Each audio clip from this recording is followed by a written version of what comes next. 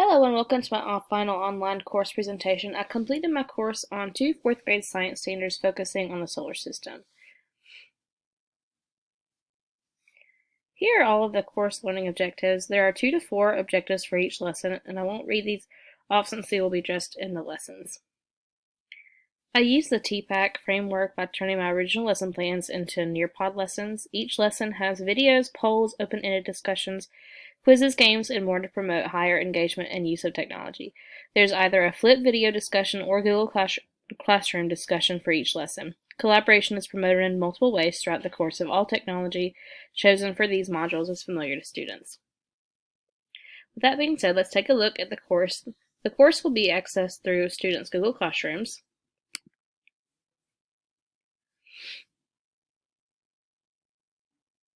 Here are all the assignments and lessons within this class. For Module 1, students will complete a digital citizenship Nearpod lesson. This lesson is on keeping games fun and friendly and being able to interact online in a positive way.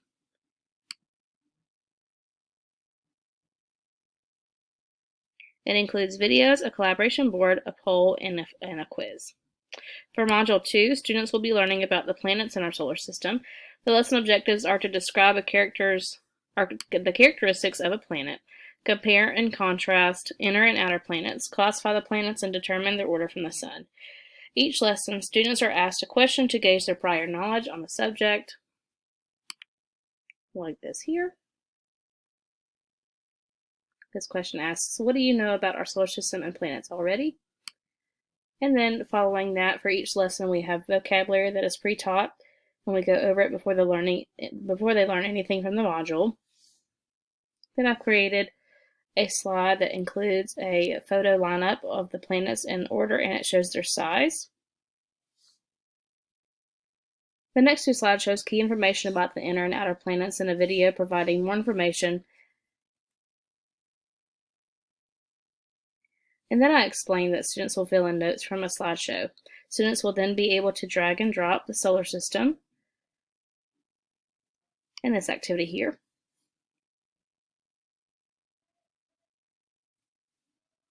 Students then have a game/quiz called Time to Climb to gauge their learning. And finally, students will complete a planet poster. They can either do it digitally or they can do it on paper if they would like to, but they will choose one of the planets. And then I have a video of my voice describing what they are being asked to do. And then students have a discussion post where they will summarize what they learned about planets in a paragraph in their Google Classroom. For Module 3, students will complete a Nearpod lesson on stars. And here are the learning objectives for that. Then again, students have an open-ended question to gauge their learning, their prior knowledge, what do they know already about stars or the sun. Then we have our pre-taught vocabulary. And then the next two slides are just some key points about stars in a video, as well as the sun. And then they will do the same thing that they did before, but with stars, they will take notes on paper or digitally. And then there's the Time to Climb game/quiz over stars. Students will then participate in a flip online discussion video. They will record a short video about what they have learned about stars and the question that they still have. And then when Module 2 and 3 are complete, they will take a quiz on quizzes over stars and planets posted in their Google Classroom. For the next module, students will complete a choice board demonstrating further learning as well as provide creativity and choice. Activities will include creating a booklet, creating a comic strip, write a letter or email to an astronaut, and more. Students can begin working on this before Module 2 and 3 are fully completed. This was my first UDL learning activity. I wanted to share some of the references I found for choice boards and using UDL guidelines. Carol says that UDL is all about removing barriers. As mentioned, one way to do this is providing a range of options when presenting content or asking students to demonstrate their knowledge. By choosing to use a choice board, I'm giving students a wide variety of options for completing the assignment and for responding to what they have learned so far about the solar system. I believe choice boards can increase student engagement in the classroom or at home through online learning.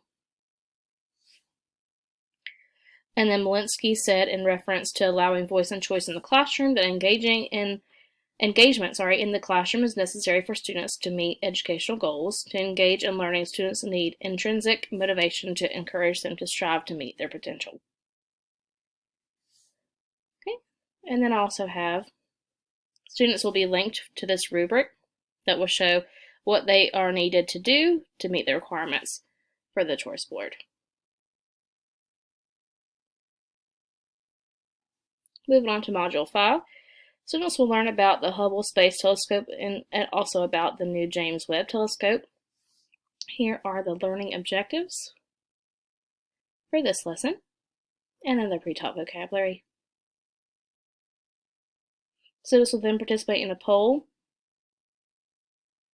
They will then watch a video about telescopes, space telescopes. This is more like a general video, but it also refers to the James Webb Telescope.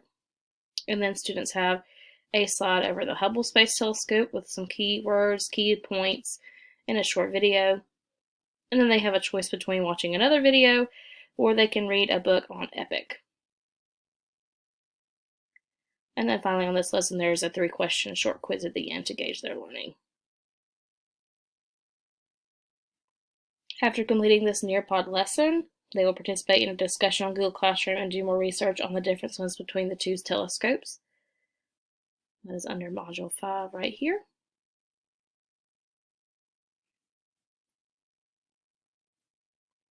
And moving on to Module 6, students will learn about day and night. We have the lesson objectives here on the first slide.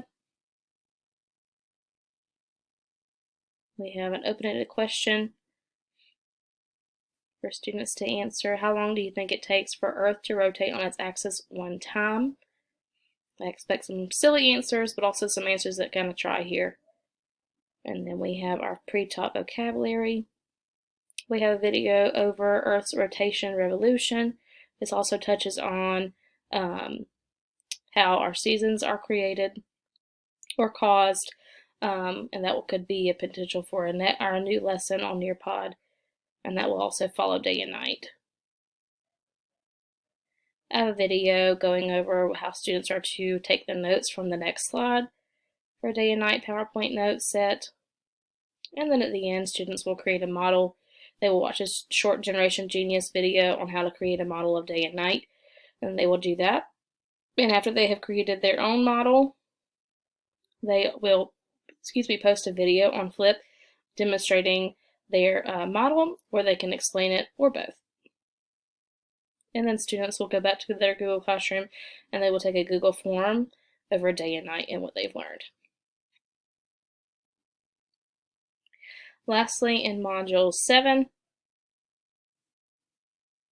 down here, students will have a presentation assignment. Students will present what they have learned about either the planets, stars, telescopes, or day and night by filming either a video, or they can create a PowerPoint or Google slide presentation.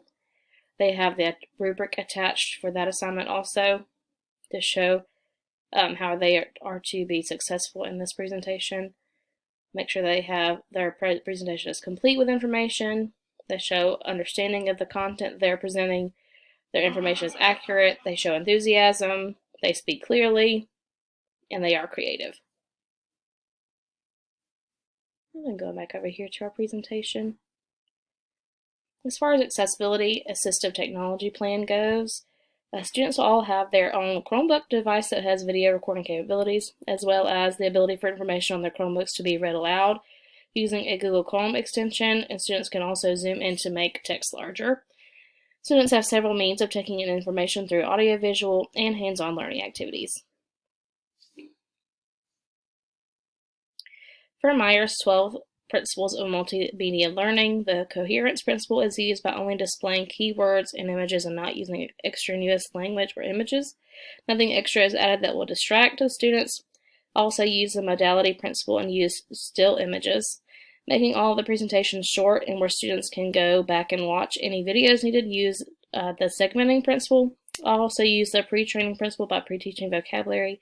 As for audio principles, I use the voice personalization and image principle. All narration is given in my voice and not a computer. I used conversational language, and my image is not included on any of the presentations or the videos. And then here I have a spot for my reflection as well as my improvement strategies based on peer feedback that will be put in for the final presentation. I hope you enjoy this presentation and my online course.